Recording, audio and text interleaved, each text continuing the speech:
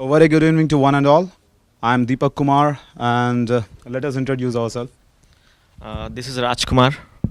I'm Rakesh Gupta. Myself Uday. And myself, Santosh Matta.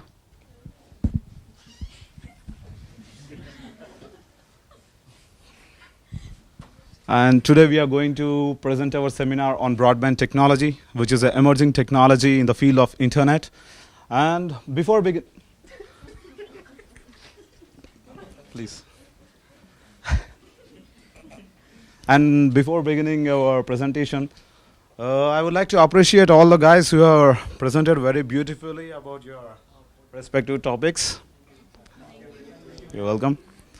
And coming to broadband technology. What is broadband? Can anybody define? I know there are many people from technology field, but I'm asking this question because of our because of our agenda, you know. What is broadband? Wireless. Yeah. Yeah. And any more? Vishnu? Anything that has a higher capacity to deliver information is broadband. Yeah, that's fine.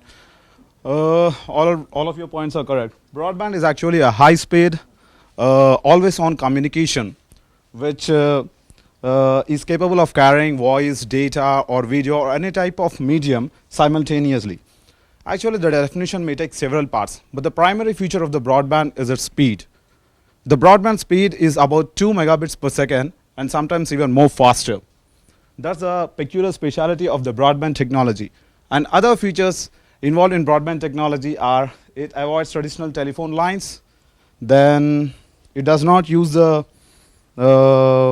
traditional cabling method which is used in dial-up internet connections, and it is available instantly. And we can stay online with the use of broadband technology for a longer period of time. So these are the main features of broadband technology.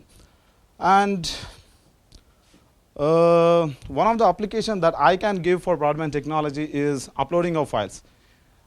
Imagine a large, a Photoshop file or a, or any PDF file uploading with the broadband, with the traditional dial-up technology. It may take very large amount of hours, or it may take it may take large amount of time. But with the use of broadband technology, it takes very shorter frame of time. And an ordinary music file, which can be translated in a few seconds over a broadband technology, will take much more minutes with the dial-up internet connection. Thus, the broadband internet have revolutionized the way we are living and the work as we have never done before. And also, it has opened up undreamt of possibilities. Its potential of possibilities has been growing in an extraordinary pace. We could never have imagined the surgeries and all medical. It's actually one of the applications that I want to say. The surgeries, the major surgeries are being taken place irrespective of the place of the doctor through the video teleconferences and under the supervision of the doctor, who is really very far from the operation theater or the place or the venue where the operation is being taken place. This is one of the example of broadband technology. We can see these type of examples at no end.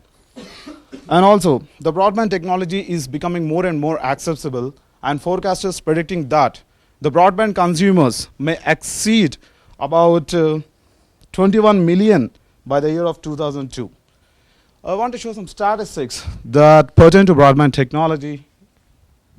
If you can give a next slide. Yeah, from these statistics it can be seen that 29% of growth rate in the broadband consumers has been seen in the United States from 2004 year to 2005, and China incredibly 90.6%. So here these are some of the statistics that are showing the fast implementation of broadband connection. There is also one more emerging field which is known as optical fiber technology. Even it has started its roots, but there are some delimitations with it. It is very sensitive and it is also very cost effective. But the broadband technology, the growth rate you can see here. And one more slide, the next. Here you can see the factors that are being influencing the adoption of broadband technology. Coming in the group of income rate, the people with $1,000 or more, or the organizations with the income more than $1,000 are adopting to 60, are constituting more percentage of broadband consumers. Coming to education wise, graduate students or PhD students are using broadband technology more. And coming to age wise, 18 to 34 group students are utilizing the broadband services more. So it is clearly evident that broadband technology is growing at a rapid pace, and it is going to overtake it has already overtaken the dial-up connection in many areas, and it will definitely, if there are some, it will definitely overtake. And however, every positive development has its own negative consequences. So as the broadband technology, its limitations and other factors and all of the aspects of the broadband technology will be continued in the coming sections. As of now, I want to pass on the mic to my dear friend Rajkumar Shiva, who will be dealing with the historical background of broadband technology. Thank you, Deepak. Thank you, everyone. Good evening, everyone. And here I'm Here I'm saying about the historical development of broadband technology or internet. It's a small story behind it. The broadband are replaced by the narrowband dial-up connections, and already Deepak told. And yes, and the internet actually initially started in 1960 as ARPANET, and it is started by a defense under the Defense Academy due to their sharing the information between the computers in their part. And slowly in 1970, there were many computers were being interlinked through certain protocols, and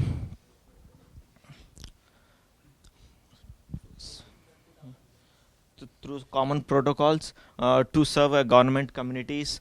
And there were some defaults during that time, and with the advance with the help of NSF, the problems will be solved, and the communication between the computers in the government communities were developed, and this networks to networks has become a name called internet. And in later, the NSF has provided a great foundation and financial support to develop the internet, the common networks, to develop as a national communication. And this slowly this effort made to have a very cost, and due to the economical support, they were released to the commercial purpose. But most of the commercial people were not permitted. They were stepped back to take this, and this prompted to come to the private organizations, where they developed new connections like UUNet and PSINet. In later 1980s, the NFS believed that thought that private organization would develop the internet more better, and it supported the private organization. In that way, more private organizations came. In the later 1990, research from Switzerland developed the World Wide Web,